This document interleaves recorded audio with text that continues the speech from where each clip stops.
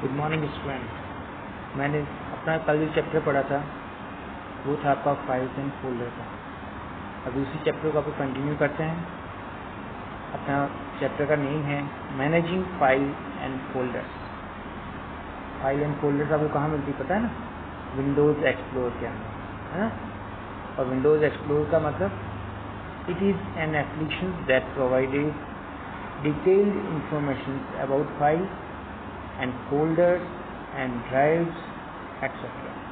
Manage and organize file and folders. अब अगर मुझे ओपन करना है विंडोज़ एक्सप्लोर को तो मैं कैसे ओपन करता हूँ? स्टार्ट पे क्लिक किया, फिर ऑल प्रोग्राम पे किया, फिर एक्सेसरीज पे किया, देन विंडोज़ एक्सप्लोर पे जाके क्लिक करते हैं तो आपका विंडोज़ एक्सप्लोर ओपन हो जाता है। और या फिर आप विंडोज़ की लेफ्ट बटन जो होता है अपना विंडोज़ लेफ्ट माउस बटन जो होता है आपका उसको प्लस ई को प्रेस करोगे तो आपका विंडोज़ एक्सप्लोर ओपन हो जाता है। क्लियर हो गया ना? देन नेक्स्ट आपके पास में आ रहा है create and opening A folder and file, यानी आपको अपनी फाइल और फोल्डर क्रिएट करना है। तो उसके लिए आप क्या करोगे? फाइल और फोल्डर को क्रिएट करने के लिए अपन क्या करते हैं? दो ऑप्शन आपके पास में आता है, या तो आप ब्लैंक डेस्कटॉप के ब्लैंक एरिया पे जाकर के control plus shift plus and press करोगे तो आपके पास में अपना नया आइकन आ जाएगा या नया फोल्डर आपके पास में डिस्प्ले कर देगा। और दूसरा पार्ट आपके पास में आता है जिसमें सबसे पहले अपन करते हैं choose blank area on off the desktop, यानी डेस्कटॉप पे किसी ब्लैंक एरिया को चूज करते हैं, press right click on the blank area of the desktop. Desktop के ब्लैंक एरिया पर जाकर अपन क्या करते हैं? राइट क्लिक प्रेस करते हैं। जैसे आप राइट क्लिक प्रेस करोगे आपके सामने एक पॉपअप मेनू ओपन होता है। उस पॉपअप मेनू में से अपने क्या कर दिया? प्रेस न्यू बटन, उसमें से अपने न्यू बटन को क्लिक किया। देन जैसे न्यू पे क्लिक करते हो फिर अपने पास में एक पॉपअप मेनू और क्लियर हो जाता है। देन उस पॉपअप मेनू में से आपको फोल्डर या फाइल ऑप्शन दोनों में से जिसको भी चूज करना है उसको अपन क्लिक कर देते हैं। जैसे अपन क्लिक करते हैं तो या तो फाइल या फोल्डर आपके पास में क्रिएट होकर क्या जाता है। क्लियर समझ में आ गया? नेक्स्ट आपका टॉपिक आपके पास में आ रहा है जो फोल्डर आपने क्रिएट किया है, फाइल आपने क्रिएट करी है, उसको मूविंग करनी या कॉपी करनी। मूविंग करने का मतलब होता है कट करना, यहाँ से कट करना है और वहाँ पेस्ट करना, नेक्स्ट किसी भी अदर लोकेशन से आपको पेस्ट करना है। और कॉपी का मतलब होता है यहाँ पे भी रखना है, मुझे वहाँ पे भी शिफ्ट करना है, तो अपन कॉपी कमांड का यूज़ करते हैं। कॉपी कमांड के अंदर कंट्रोल प्लस सी यूज़ में आता है और मूविंग के अंदर कंट्रोल प्लस एक्स यूज़ में आता है।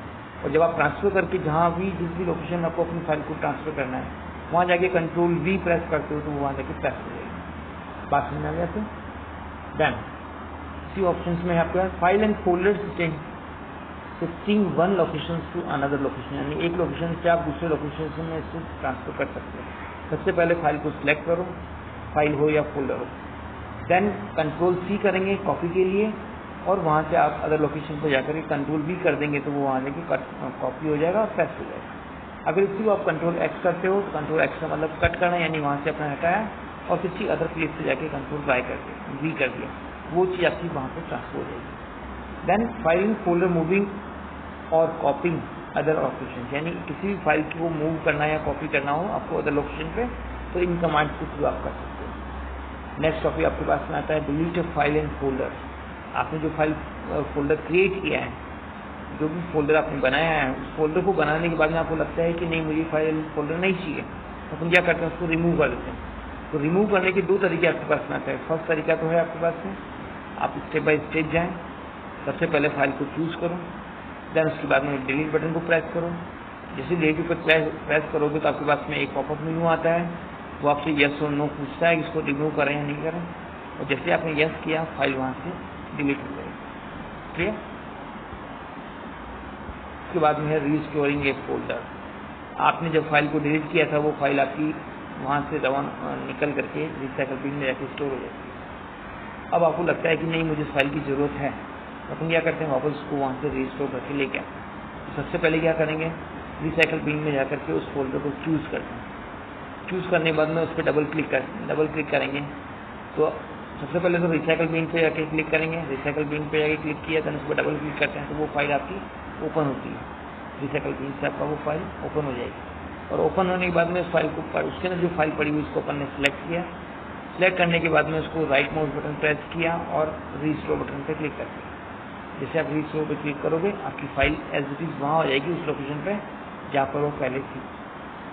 नेक्स्ट ऑप्शन आपके पास आ रहा है सर्चिंग ए फोल्डर। मुझे नहीं पता है मेरी फाइल कहाँ पड़ी हुई है, मैंने अपनी फाइल को कहाँ रखा है मुझे नहीं पता है, तो उस फाइल को सर्च करना है मुझे। तो सर्चिंग बॉक्स में जा करके मैंने अपनी फाइल का नेम डिफाइन कर दिया।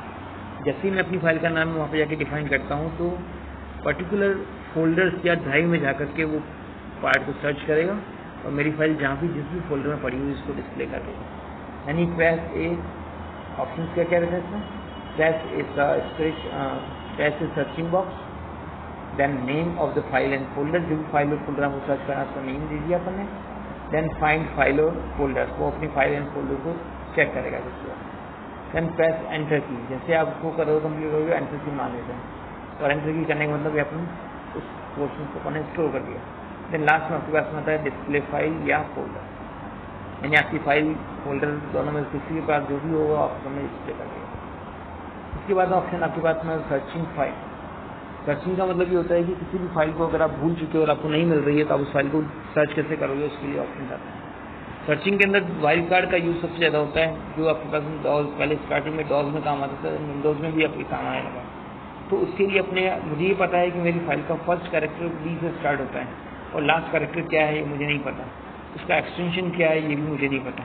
तो ऐसी कंडीशन में अपन क्या करते हैं, बी अगर क्वेश्चन मार्क का अगर सिंगल कैरेक्टर यूज में ले रहे हो तो आप क्वेश्चन मार्क का यूज़ करते हो। अगर मुझे मालूम है कि 3 अक्षर का एक गेम है तो BHA है, यही ऑप्शन दे रखा है, तो मैंने क्या कर दिया, दो क्वेश्चन मार्क डाल दिए और 2 क्वेश्चन मार्क डालने के बाद में वो फाइल मेरी वहाँ पर जाके स्टोर हो जाती है, ओपन हो जाती है, उसमें डिस्प्ले कर देती है। या फिर अगर आपको ये ध्यान होता है कि मेरी फाइल का फर्स्ट कैरेक्टर नहीं पता, मुझे सेकंड कैरेक्टर पता है और बाकी कैरेक्टर मुझे नहीं पता, तो अपन उसको क्या करते हैं, क्वेश्चन मार्क लगा करके उसको चेक कर लेते हैं।